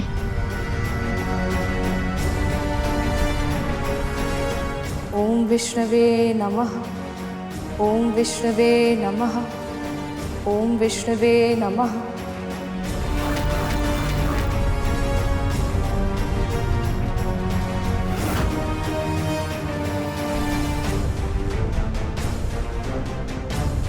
विंता की गति गरुड़ की गति से भी अधिक कैसे हो सकती है? पर ये विंता थी भी या मेरे मस्तिष्क की शंका मेरे साथ कोई खेल खेल रही है? ओम विष्णवे नमः। ओम विष्णवे नमः। ओम विष्णवे नमः। तू जानबूझकर धीरे चल रहा है ना? गति बढ़ा। असंभव है, आपके प्राण संकट में आ जाएंगे। मैंने कहा ना तुझसे, गति बढ़ा।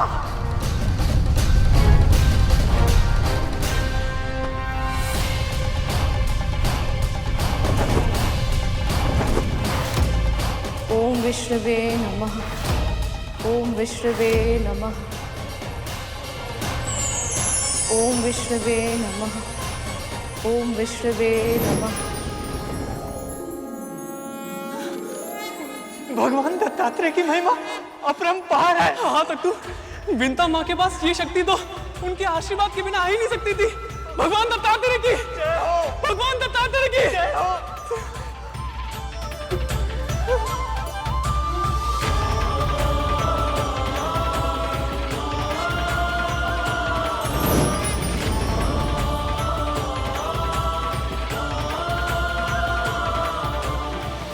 महान है विंता की भक्ति और प्रभु की लीला।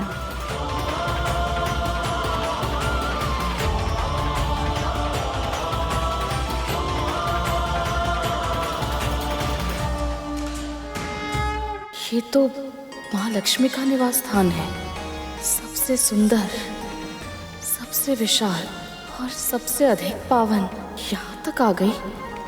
नहीं नहीं, मुझे इतने पवित्र स्थान पर प्रवेश करने का कोई अधिकार नहीं हो सकता। कितना अपमान सहा है। नहीं, मैं देवी लक्ष्मी के निवास स्थान के भीतर नहीं जा सकती।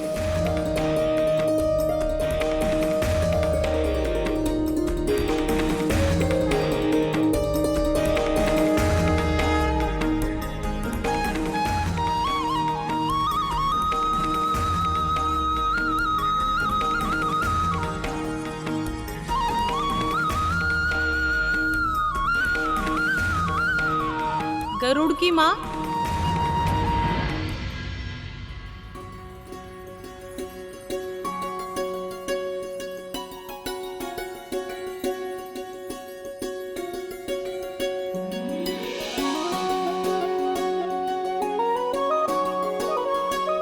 आपने मुझे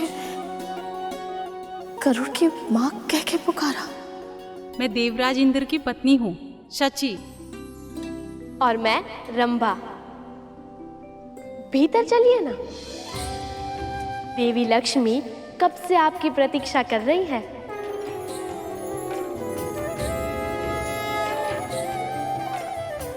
पर मैं कैसे? आप संकोच मत कीजिए, बस हमारे साथ आगे चलिए। चलिए भी।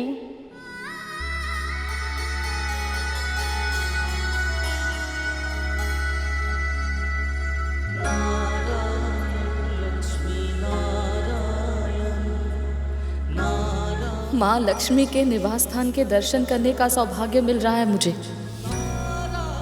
ये सब केवल गरुड़ के कारण ही संभव हो पाया है। गुरु दत्तात्रेय का आशीर्वाद फल रहा है, अन्यथा मुझे भागन को माँ लक्ष्मी के दर्शन का लाभ कैसे मिलता।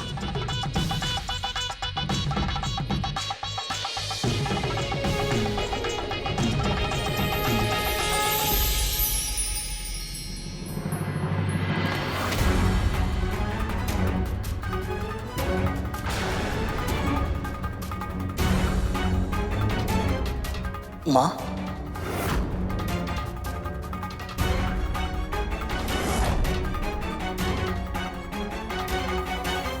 भ्रम हुआ होगा मुझे। 2 पांव पर चलकर 7 लोग पार करना असंभव है ये। और मुझसे पहले पहुंच जाए इस बात का तो प्रश्न ही नहीं उठता। मैं सही कह रही हूं ना गरुड़?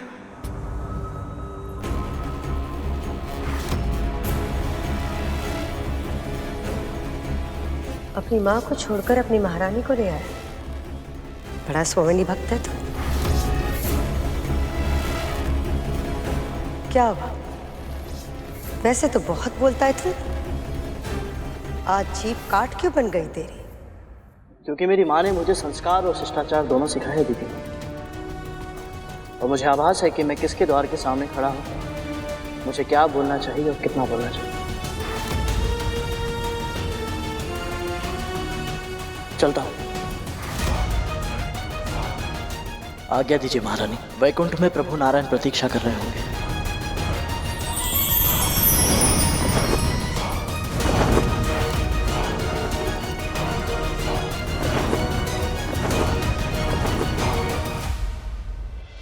कुछ कहा नहीं, लेकिन बहुत कुछ बोल गया ये। दोनों माँ और पुत्र एक ही जैसे हैं। वाणी और कर्म से अच्छे सेवक होने का स्वांग रचते हैं और भीतर ही भीतर कोई ना कोई षड्यंत्र रचते रहते हैं।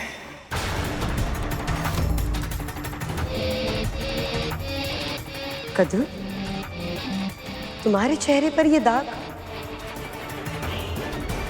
इससे पहले भी दाग थे ना?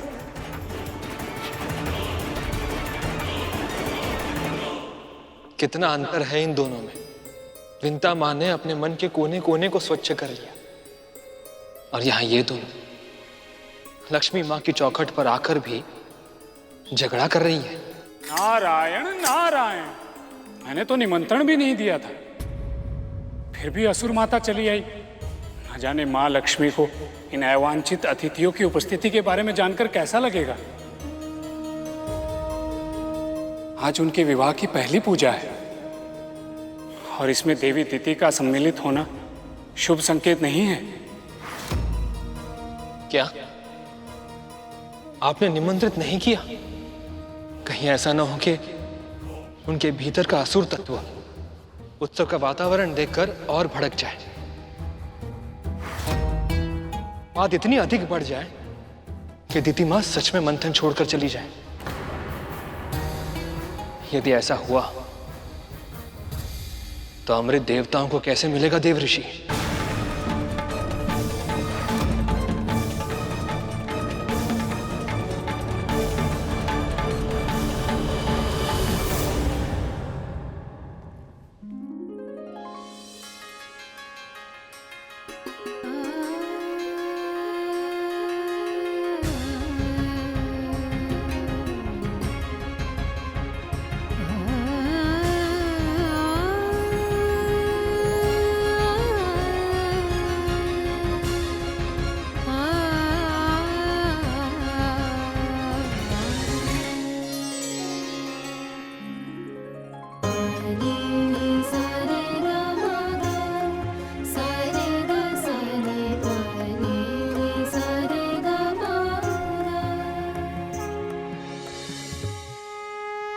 ये देखिए, ये बहुत अच्छा है ना?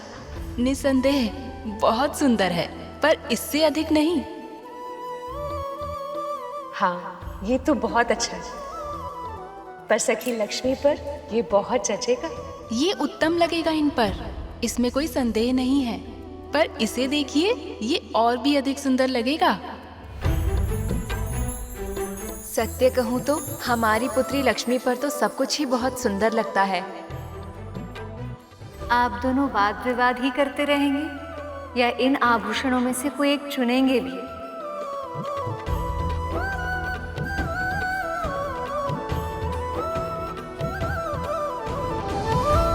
विंता,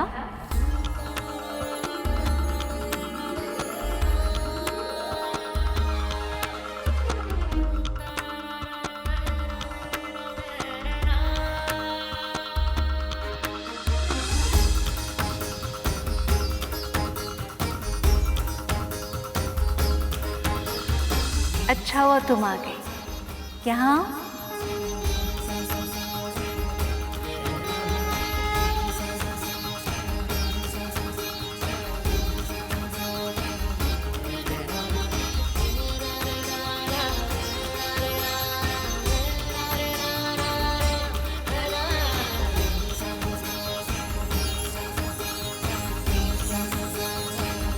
विंता, तुम बताओ ना, इनमें से कौन सा आभूषण पहनूं मैं?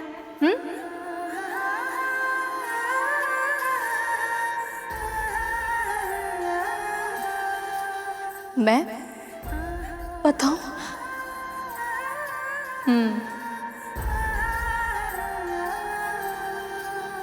विवाह में आई हूं, कार्य तो करने पड़ेंगे। और सत्य कहो, तुम्हारा सुझाव मेरे लिए अधिक महत्व रखता है। देवी, ये क्या कह रही हैं आप? इसमें आश्चर्य ही क्या है? भगवान का सबसे सुंदर रूप एक भक्त की दृष्टि से ही देखा जा सकता है।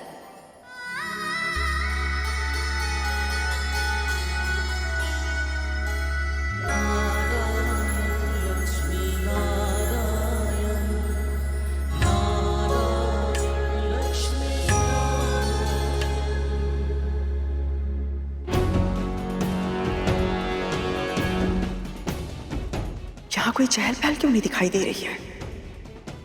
मैं आ चुकी हूँ यहाँ पे और मेरे स्वागत के लिए कोई नहीं है।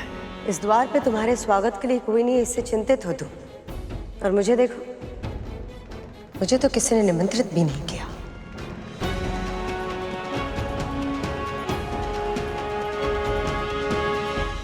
और फिर भी तुम यहाँ चली गई।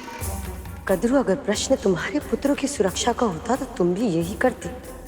ये सत्य है कि मंथन के कारण देवताओं के साथ संधि हुई है हमारी, पर अभी भी संदेह समाप्त नहीं हुआ मेरा। ये सब मेरे पुत्रों के साथ षड्यंत्र करे, ये होते हुए नहीं देख सकती मैं। और वैसे भी अब जब मैं आ गई हूं तो इन सबको स्वागत सत्कार करना ही पड़ेगा मेरा। और स्वागत सत्कार है क्या कदम, मेरा महत्व इतना अधिक है कि आज अखंड ज्योत की रीत में देवी लक्ष्मी वही दिया जलाएंगी जो मैं भेंट करूंगी, क्योंकि मेरा दिया सबसे सुंदर है।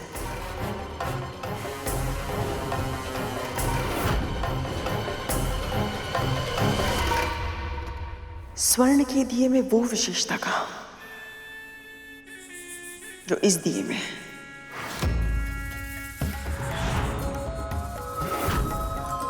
देख लेना तुम, देवी लक्ष्मी मेरे इस उपहार रूपी दिए को ही अपने अखंड सौभाग्य का दीप बनाएंगी।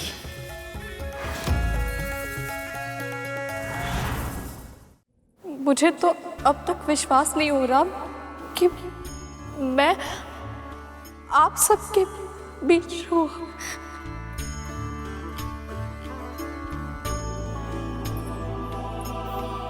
अब हुआ विश्वास?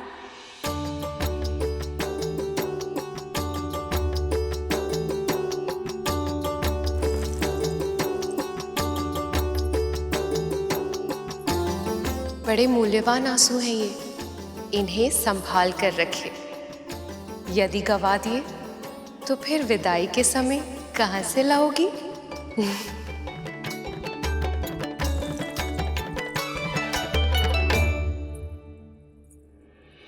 सत्यवंता, तुम्हारा मुस्कुराता हुआ मुख देखकर इतनी प्रसन्नता होती है।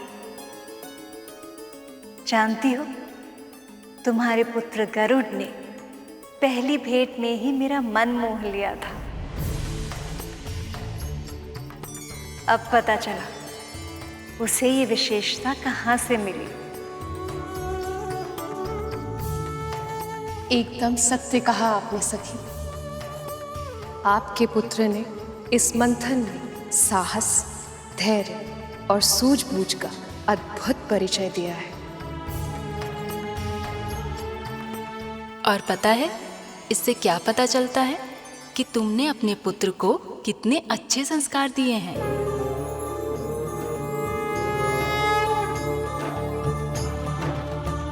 मैं कैसे कुछ दे सकती हूँ?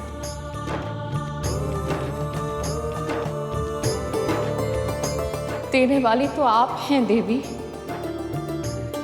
आप सबकी कृपा दृष्टि मेरे परिवार पर बनी रहे, और कुछ नहीं चाहिए मुझे।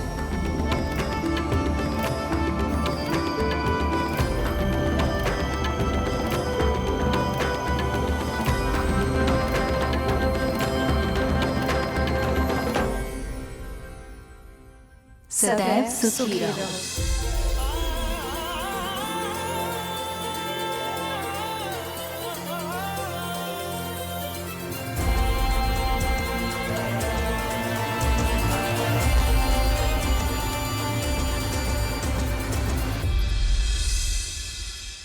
उठो विंता, ये विवाह संपन्न होने तक ऐसे ही हंसती मुस्कुराती रहो। तुम्हारे जीवन में जो भी कष्ट और दर्द थे वो सारे मेरे चौखट में छूट गए हैं। ये मेरा मायका है, इसका मतलब ये हुआ कि ये तुम्हारे माँ का भी घर है। अब यहाँ खुशी के छाव में प्रसन्नता से रहो, स्वतंत्र होकर जियो।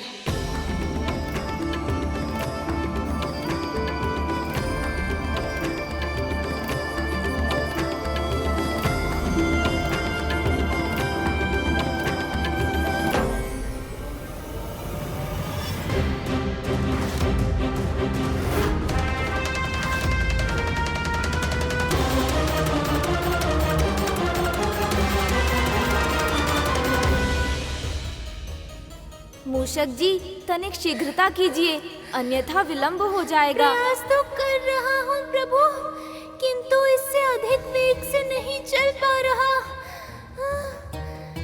यदि मूषक जी इसी वेग से चलते रहे तो हम वैकुंठ समय पर पहुँच ही नहीं पाएंगे। ये विंता मुझसे पहले कैसे पहुंच गई यहाँ? तुम्हें क्या लगता था कद्रू? दत्तात्रेय ने से केवल दर्शन दिया है, कोई विशेष शक्ति या आशीर्वाद नहीं दिया। इसका पुत्र तो पहले से ही शक्तिशाली था, पर अब देखो किन लोगों के साथ बैठकर हंसी ठिठोले कर रही है ये।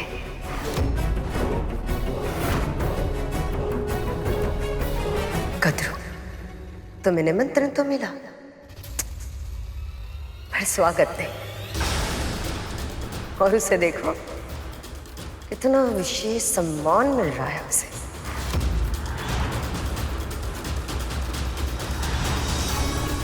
मुझे एक बात समझ में नहीं आती, यहाँ पर महारानी कौन है और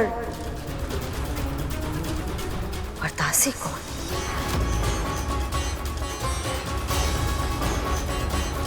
मेरे घाव पर नमक छिड़कने से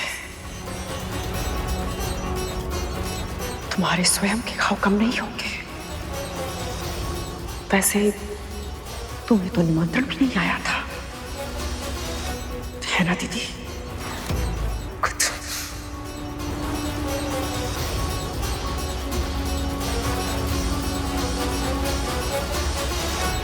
देवी,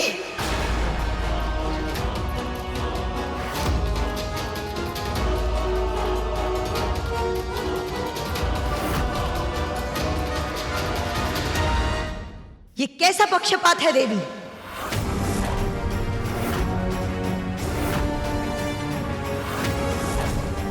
ये क्या कह रही हैं आप? जो भी मन में है विस्तार से कहिए।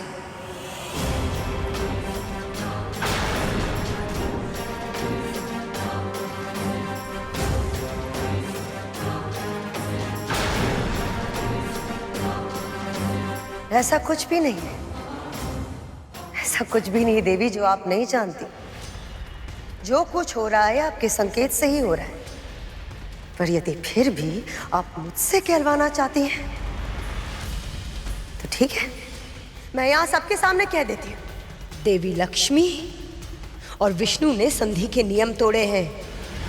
हमेशा की तरह हम असुरों के साथ पक्षपात हुआ है।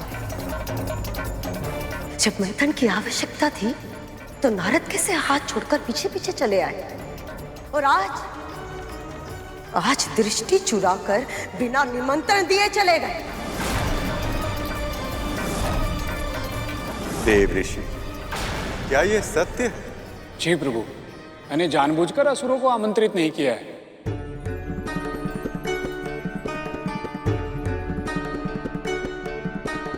परंतु आपने ऐसा क्यों किया मुनिवर? अब व्यर्थ में ही उन्हें द्वेषपूर्ण बातें करने का अवसर मिल जाएगा। प्रभु का आदेश था कि मैं हर विष्णु भक्त को विवाह में सम्मिलित होने के लिए आमंत्रित करूं, और ये सब जानते हैं कि असुर विष्णु भक्त नहीं है। यदि मैं उनको आमंत्रित कर भी देता तो भी वो यहां नहीं आते। प्रभु, ये सत्य है कि आमंत्रण ना देकर मैंने असुरों का अनादर किया है, पर यदि आमंत्रण पाकर भी वो यहां नहीं आते तो ये आपका अनादर होता, और एक भक्त होने के नाते मैं आपका अनादर होते हुए नहीं देख सकता था। प्रभु,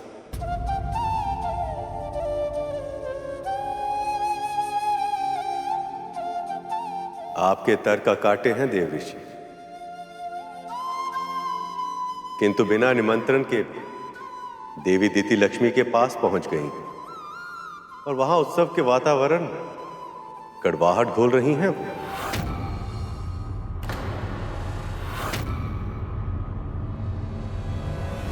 देवर्षि ने भले ही आपको निमंत्रित न किया, यह अभाव भी आपको यहाँ आने से नहीं रोक पाया। जिसे जहां होना होता है वो वहां पहुंच जाता है, फिर चाहे कोई कितना भी प्रयास क्यों ना करे, वो उसे रोक नहीं पाता। मैं बस इतना जानना चाहती हूँ कि स्वर्ग के राजा बलि और उनकी माँ को छोड़कर एक दासी को इतना महत्व क्यों दिया जा रहा है? ऐसा क्या किया इसने जो ये इतने सम्मान के योग्य बन गई?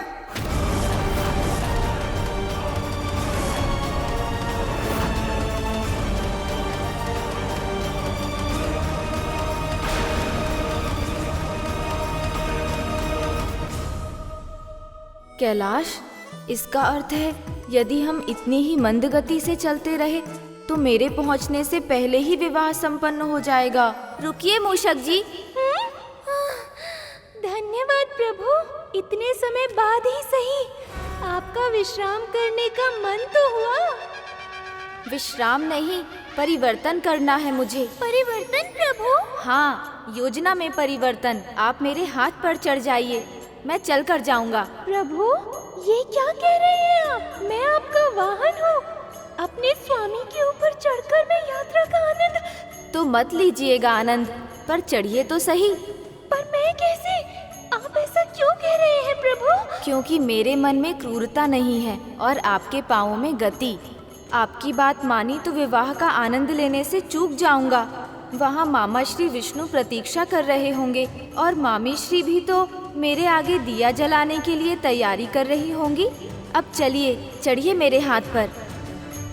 यदि गणेश जी शीघ्र यहाँ न पहुंचे तो ना जाने कितने और विघ्न उत्पन्न होंगे।